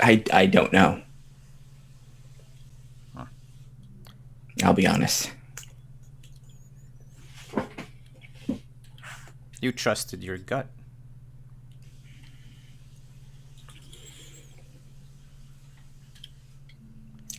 It seems to work when dealing with the smaller spirits. It's the only thing I had to go on with it.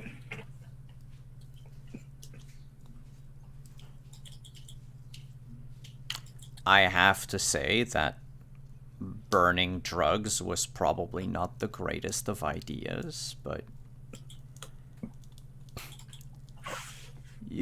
I'll chuck it to youth.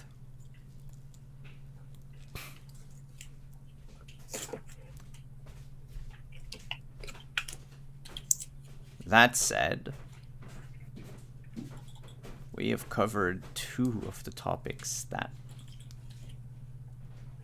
it took decades for my last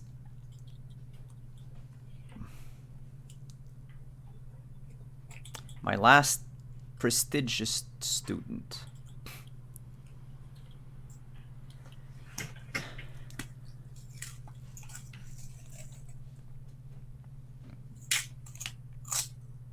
Minamoto-san. Another Scion just like you.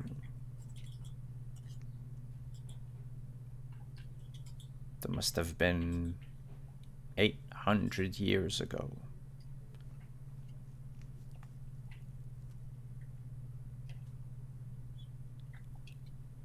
He did something different, but understood the lesson behind everything. 1, nothing is ever as it seems. 2, always trust your gut. And 3, when all else fails, and only when all else fails, go for violence.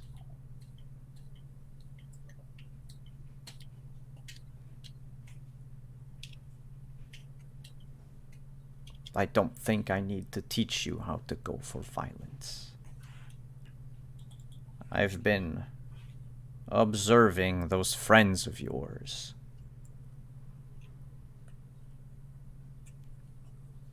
They can teach you much more about combat than I ever could.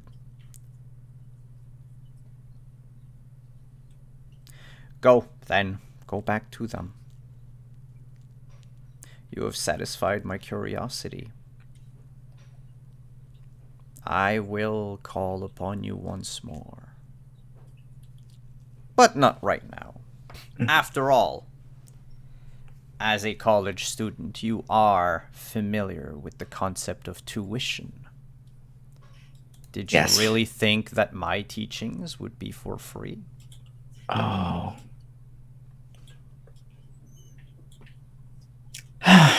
Suppose not. He just has like a Something. big like shit-eating grin across his Yeah. face. Well,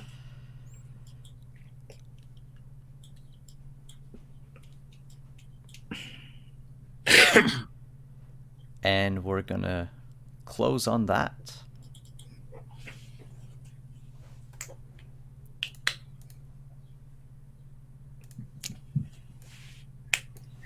That was a strange session today. yeah. Split I into think 3 parts. as soon as like Sister was done, I think she's gonna send all those pictures of like weird shit. Oh, yeah. In fact, when you send those pictures, you realize something. Mm. In every picture, Hmm. Sojobo is photobombing. Cool. Yeah, that is. I would. Of course. Of course.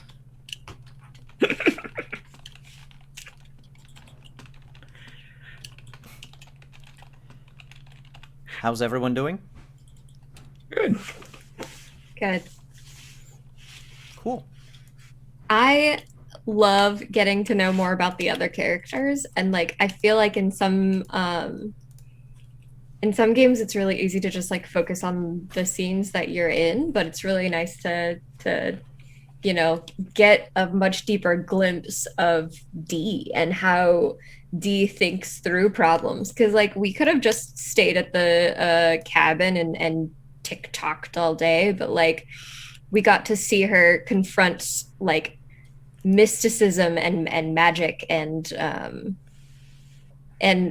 problem solving in ways that we haven't before. So that was really fun.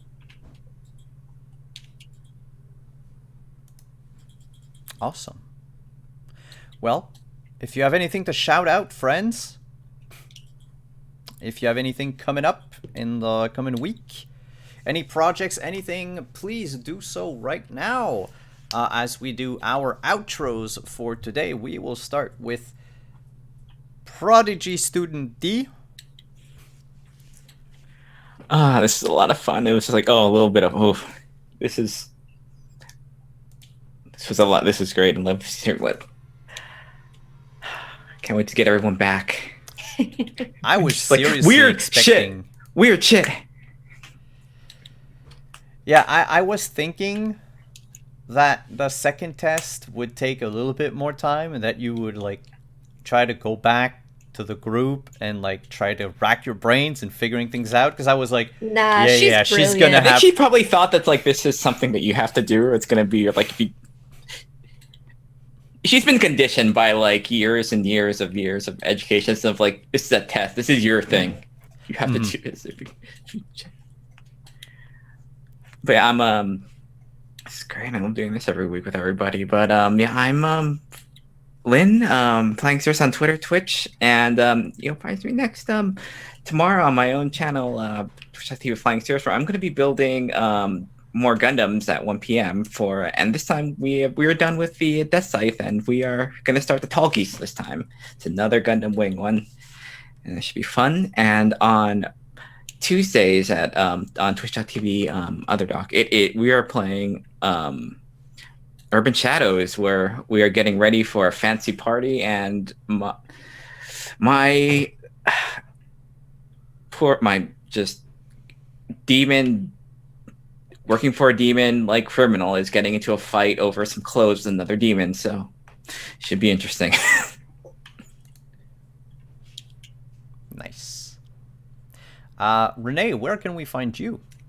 Hi, I am Renee Rhodes on Twitter at RayDeanneR. I and Morning, my character, are both she, her, and I do a lot of stuff, mostly writing and podcasting. So you can follow along with the podcast projects I have going up in 2021, including Stone Soup for the Adventuring Soul, which is finally going to be pre-launching on Kickstarter and then hopefully launching in the week or two after that.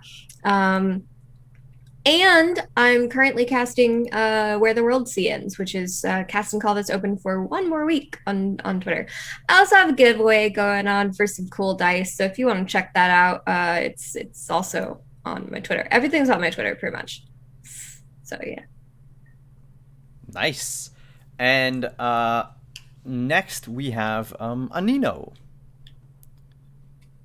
How's it going, everyone? My name's Anino. You can find me on Twitter at Anino Gaming. I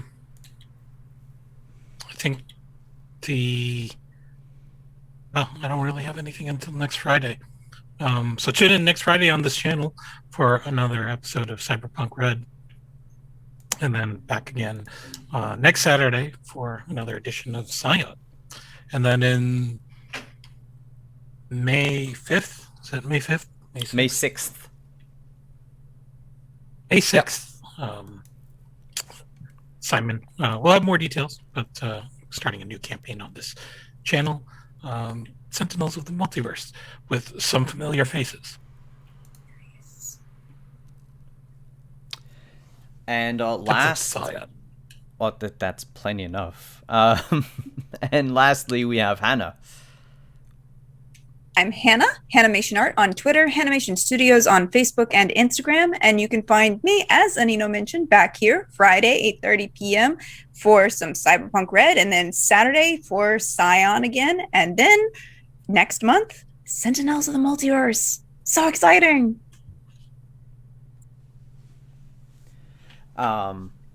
And yeah, I'm Simon, Wandering DM. Thank you everyone for coming today. You can find me again on tomorrow night for the finale of Romance of the Blue Rose, where I will play for the last time this season my emo wolf boy Vashard in a game of romantic fantasy.